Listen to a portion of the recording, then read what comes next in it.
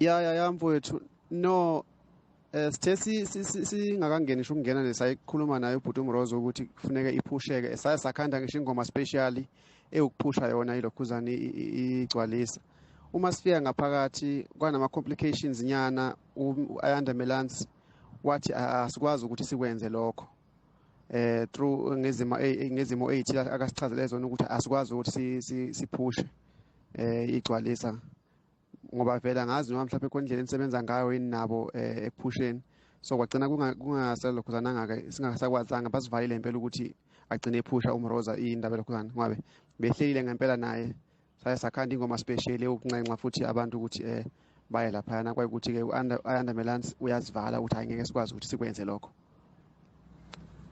So Razo, yazi uthini lapha besikhande ngisho ingoma sinobhuti ukhazi. Besikhande ngisho ingoma nje special ingoma yakho. Singakudlalela ngisho manje sikusendele bese le ukuphusha bese sihlelele nje kudala from izolo namanje kuseni besihlelile.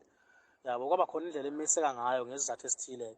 So bengeke nami ngiphushe ukuthi makwenzeke ngingazi ukuthi how come nami ngifike ngabuza ukuthi ngihleleni ngakusho ngihlelele base bethi cha lokhu ngeke kulunge lokho yabo kube kanjalo angazi noma uyakuzwisisa na engikushoyo.